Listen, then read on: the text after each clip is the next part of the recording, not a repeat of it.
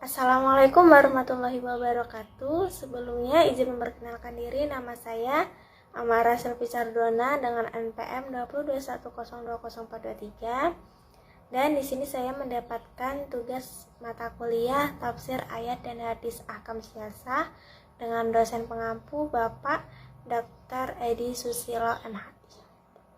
Dan di sini saya akan menjelaskan tentang materi saya yang berjudul pidana pembunuhan dan larangan bom bunuh diri. Sebelumnya dijelaskan dalam surah Al-Isra ayat 33 yang berbunyi Bismillahirrahmanirrahim. Wala taqtulun nafsal lati haramallahu illa bilhaq. Wa man qutila madluman faqad ja'alna liwalihi sultanan fala yusrif fil qatli innahu kana mansyura. Yang artinya, dan janganlah kamu membunuh jiwa yang diharapkan Allah, melainkan dengan suatu alasan yang benar, dan barang siapa dibunuh secara zalim, maka sesungguhnya kami telah memberi kekuasaan kepada ahli warisnya. Tetapi janganlah ahli waris itu melampaui batas dalam membunuh. Sesungguhnya ia adalah orang yang mendapat pertolongan. Selanjutnya di dalam surah Al-Baqarah ayat 178 sampai dengan 179. Bismillahirrahmanirrahim. Ya ayyuhalladzina amanu kutiba alaikumul qisasu fil qatla al-hurru bil hurri wal 'abdu bil 'abdi wal untha bil untha. Faman wufiyallahu min akhihi syai'un fattiba'un bil ma'rufi wa ada'un ilahi bil ihsan. Dzalika takhfifun min rabbikum wa rahmatun. Faman i'tada ba'da dzalika falahu 'adzabun alim. Walakum fil qisasi hayatu ya li al-babi la'allakum tattaqun. Yang artinya, hai orang-orang yang beriman, dia wajibkan atas kamu kisos berkenaan dengan orang-orang yang dibunuh, orang merdeka dengan orang merdeka, hamba dengan hamba, dan wanita dengan wanita. Maka barang siapa yang mendapat suatu manfaat dari saudaranya, hendaklah yang memaafkan mengikuti dengan cara yang baik, dan hendaklah yang diberi maaf membayar diat kepada yang memberi maaf dengan cara yang baik pula. Yang demikian itu adalah suatu keringanan dari Tuhan kamu dan suatu rahmat. Dan barang siapa yang melampaui batas sesudah itu, maka baginya siksa yang sangat pedih. Dan dalam kisah itu ada jaminan kelangsungan hidup bagimu. Hai orang-orang yang berakal, supaya kamu bertakwa.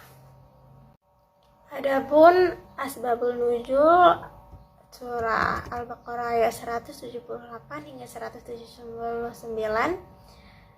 yang turunnya itu berkaitan dengan kebiasaan orang masa jahiliyah sebenarnya.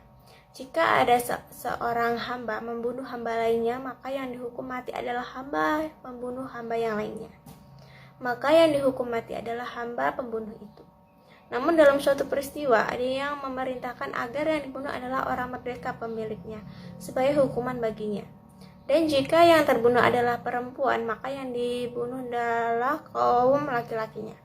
Maka turunlah ayat tersebut yang memerintahkan agar hukuman itu setimpal. Jika yang terbunuh adalah merdeka, maka yang dihukum orang yang merdeka tersebut.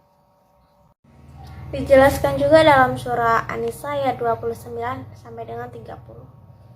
Bismillahirrahmanirrahim.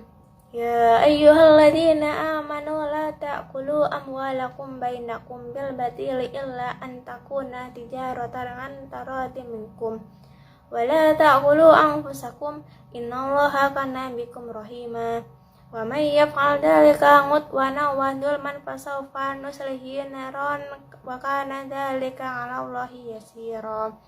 Yang artinya, hai orang-orang yang beriman, janganlah kamu saling memakan harta sesamamu dengan jalan yang batil, kecuali dengan jalan perniagaan yang berlaku dengan suka sama suka di antara kamu. Dan janganlah kamu membunuh dirimu, sesungguhnya Allah adalah Maha Penyayang kepadamu. Di dalam hadis juga dijelaskan tentang pembunuhan dan hukumnya. Hadis itu berbunyi, An Abi Hurairah radhiyallahu anhu, an Nabi sallallahu alaihi wasallam, qala Atstani busab al mubiqati Qalu ya Rasulullah wa ma huna qala asyirku billahi wa syiru wa qatlun nafsil lati haramallahu illa bil haqqi wa a'lu riba wa a'lu malil yatim wa tawili yauma jahfi wa qatful muhsanati al mu'minati khafilati, yang artinya dari Abu Hurairah radhiyallahu anhu dari Nabi Shallallahu alaihi wasallam, beliau bersabda, jauhilah 7 dosa yang membinasakan. Dan mereka para sahabat bertanya, wahai Rasulullah, apakah itu? Dan beliau Shallallahu alaihi wasallam menjawab, syirik kepada Allah atau sihir, membunuh jiwa yang Allah haramkan kecuali dengan hak, memakan riba, memakan harta anak yatim, berpaling dari perang yang berkecamuk, menuduh zina terhadap wanita-wanita merdeka yang menjaga kehormatan, yang beriman, dan yang bersih dari zina. Adapun kandungan hukum dalam ayat dan hadis yang sudah saya sebutkan sebelumnya, yang pertama ada Allah mengharamkan pembunuhan karena menyebabkan hilangnya nyawa manusia dan hanya Allah yang memiliki kehidupan dan bukan manusia. Yang kedua, melakukan pembunuhan tanpa sebab yang dibenarkan adalah haram dan berdosa besar. Demikian pula membunuh diri sendiri. Yang ketiga ada hadis Nabi menyebutkan ada 3 alasan boleh dilakukan pembunuhan atau hukuman mati, yaitu murtad atau keluar dari agama Islam, yang kedua zina bagi yang sudah menikah, dan yang ketiga membunuh orang lain tanpa hak. Dan yang keempat ada dalam pandangan muqasyid syariah, cara menjatuhkan hukuman bagi berubah asalnya tujuannya sama untuk membuat pelaku kejahatan jerah dan tidak mengulang lagi, maka hukuman mati bagi orang murtad hanya bisa dijatuhkan jika murtadnya diikuti dengan pengkhianatan terhadap negara. Jika murtad hanya sekedar pindah agama, maka tidak bisa dihukum mati. Demikian pula dengan hukuman bagi penzina, bisa diganti dengan hukuman penjara. Tidak harus dengan hukuman cambuk atau rajam, atau bisa disebut dengan dilempar batu sampai mati. Yang kelima, ada pihak yang boleh melakukan hukuman mati atas pelaku pembunuhan adalah aparat hukum pemerintah, bukan oleh perorangan. Yang keenam, ada jika pihak ahli waris korban pembunuhan memaafkan secara bersyarat, maka pelaku pembunuhan wajib membayar diat atau denda kepada ahli waris. Namun, jika memaafkan secara murni tanpa syarat apapun, maka tidak wajib lagi membayar diat. Adapun yang ketujuh, bom bunuh diri adalah meledakkan bom pada tubuh sehingga bisa menyebabkan kematian pelakunya dan orang-orang di sekitarnya. Hukum bunuh diri adalah haram karena menyebabkan hilang nyawa manusia dengan cara yang tidak benar. Yang kedelapan, maksud ayat dan janganlah kalian membunuh diri kalian, menurut ulama adalah larangan membunuh sesama orang-orang beriman. Namun ayat itu juga boleh dimaknai sebagai larangan membunuh diri sendiri dan diri orang lain, atau sebagai larangan memakai dan mengkonsumsi segala hal yang dapat menyebabkan kerusakan dan membahayakan kehidupan.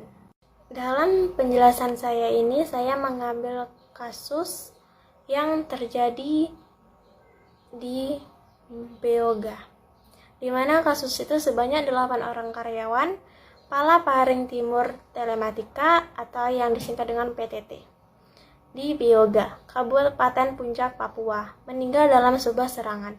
Kabid Humas Polda Papua, Kombes Ahmad Kamal menyebut kelompok kriminal bersenjata atau yang biasa kita sebut dengan KKB berat di balik aksi tersebut. Dan pelakunya memang KKB, namun kelompok mana masih didalami, kata Kombes Kamal di Jayapura. Kamis malam, tanggal 3 bulan 3 2022, Kamal menegaskan aksi pembunuhan yang dilakukan terhadap karyawan PTT dilakukan saat mereka berada di camp di wilayah itu untuk melakukan perbaikan tower Base Transceiver Station atau yang sering kita sebut dengan BTS. 3 Telkomsel Distrik Beoga, Kabupaten Puncak, Rabu 2 bulan Maret 2022. Insiden itu diketahui setelah NS, satu-satunya karyawan yang selamat, meminta bantuan penyelamatan melalui CCTV Tower BTS 3 yang pukul 4 waktu Indonesia Timur baru termonitor di CCTV pusat PTT di Jakarta. NS tidak menjadi korban karena saat insiden terjadi tidak berada di camp dan baru mengetahui terjadinya penyerangan oleh KKB setelah kembali dan melihat rekan-rekannya sudah meninggal. Korban yang meninggal dunia yakni berinisial B, R, BN, BT, C, E, S, dan PD. Jelas Kabid Humas Raya mengakui, saat ini seluruh korban masih berada di TKP, yakni di Tower Base Trans Cyber Station BTS 3 Telkomsel, dan belum bisa dilakukan evakuasi dikarenakan terkendala cuaca. TKP hanya bisa dijangkau melalui udara dan pihak PTT belum bisa mengevakuasi karena keadaan cuaca. Polres Puncak saat ini sudah membentuk tim untuk menuju ke TKP guna membantu proses evakuasi dan melakukan penyelidikan dan penyidikan terkait kasus tersebut, tambah Kombes Kanal. Dari kasus yang sudah saya ambil tersebut, saya menganalisis bahwa menurut ulama fikih mendefinisikan pembunuhan dengan perbuatan manusia yang berakibatkan hilangnya nyawa seseorang, dan menurut Wakbanja Haili pembunuhan adalah perbuatan menghilangkan atau mencabut nyawa seseorang. Dan dari definisi tersebut dapat diambil intisari bahwa pembunuhan adalah perbuatan seseorang terhadap orang lain yang mengakibatkan hilangnya nyawa, baik dilakukan dengan sengaja maupun tidak sengaja. Dalam pandangan Muqasyid Syariah, cara menjatuhkan hukuman bisa berubah asalkan tujuan sama, untuk membuat pelaku kejahatan jera dan tidak mengulang lagi. Maka hukuman mati bagi orang murtad hanya bisa dijatuhkan jika murtadnya diikuti dengan pengkhianatan terhadap negara. Jika murtad hanya sekedar pindah agama, maka tidak bisa dihukum mati. Demikian pula dengan hukuman bagi penzina, bisa diganti dengan hukuman penjara. Tidak harus dengan hukuman cambuk atau rajam. Dan apabila dilihat dari segi hukumnya, pembunuhan dalam Islam ada dua bentuk, yaitu pembunuhan yang diharamkan, seperti membunuh orang lain dengan sengaja tanpa sebab, dan pembunuhan yang diperbolehkan, seperti membunuh orang yang murtad jika ia tidak mau tobat, atau membunuh musuh dalam peperangan. Akan tetapi, dalam kasus yang saya sebutkan terlebih dahulu itu, termasuk dalam segi hukum pembunuhan dengan sengaja, dan di dalam Islam diharamkan. Dan ada pula hukumnya juga dijelaskan di dalam beberapa ayat Al-Quran, diantaranya Surah Al-Isra ayat 33, Surah Al-Baqarah ayat 178 hingga 179, dan Surah An-Nisa ayat 29 hingga 30. Dan di negara Indonesia ini merupakan negara hukum yang tidak sedikit masalah terjadi sebagai akibat dari pelanggaran hukum. Berbagai upaya dilakukan oleh pemerintah untuk memberikan peraturan yang ditetapkan agar dapat mengurangi angka kriminal yang terjadi di Indonesia. Salah satunya tindak pidana pembunuhan berencana, yang merupakan salah satu tindak pidana yang direncanakan oleh pelaku untuk merampas dan atau menghilangkan nyawa seseorang. Pembunuhan diatur dalam pasal 338 KUHP, yaitu barang siapa sengaja merampas nyawa orang lain diancam karena pembunuhan dengan pidana penjara paling lama 15 tahun. Penerapan sanksi pembunuhan berencana hukuman diatur dalam pasal 340 KUHP yang ancamannya pidana mati. Selain pidana mati, pidana penjara juga merupakan pidana yang dijatuhkan kepada terdakwa, baik penjara seumur hidup maupun penjara dalam waktu tertentu paling lama 20 tahun. Baik, dari kesimpulan yang sudah saya jelaskan tentang materi tersebut, di sini kita bisa mengambil kesimpulan bahwa Allah mengharamkan pembunuhan karena menyebabkan hilangnya nyawa manusia. Hanya Allah yang memiliki kehidupan dan bukan manusia. Melakukan pembunuhan tanpa sebab yang dibenarkan adalah haram dan dosa besar. Demikian pula pembunuhan diri sendiri. Hadis Nabi menyebutkan ada 3 alasan boleh dilakukan pembunuhan. Hukuman mati, yaitu murtad atau keluar dari agama Islam, zina bagi yang sudah menikah, membunuh orang lain tanpa hak. Dan dalam pandangan Muqasyid Syariah, cara menjatuhkan hukuman bisa berubah asalkan tujuannya sama, untuk membuat pelaku kejahatan jera dan tidak mengulang lagi. Maka hukuman mati bagi orang murtad hanya bisa dijatuhkan jika murtadnya diikuti dengan pengkhianatan terhadap negara. Jika murtad hanya sekedar pindah agama, maka tidak bisa dihukum mati. Demikian pula dengan hukuman bagi penzina, bisa diganti dengan hukuman penjara. Tidak harus dengan hukuman cambuk atau rajam, atau sering kita sebut dengan dilempar batu sampai mati. Dan pembunuhan sangat dilarang dalam agama Islam dan sudah diatur dalam Al-Quran surah Al-Isra ayat 33, surah Al-Baqarah ayat 178 hingga 179, dan surah An-Nisa ayat 29 hingga 30. Dan pembunuhan juga diatur di dalam pasal 338 KUHP, yaitu barang siapa sengaja merampas nyawa orang lain diancam karena pembunuhan dengan pidana penjara paling lama 15 tahun dan penerapan sanksi pembunuhan berencana. Hukuman diatur dalam pasal 340 KUHP yang ancamannya pidana mati.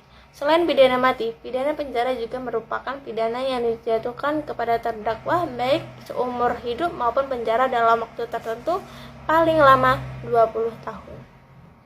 Sekian penjelasan singkat dari saya. Apabila banyak kekurangan saya mohon maaf. Wassalamualaikum warahmatullahi wabarakatuh.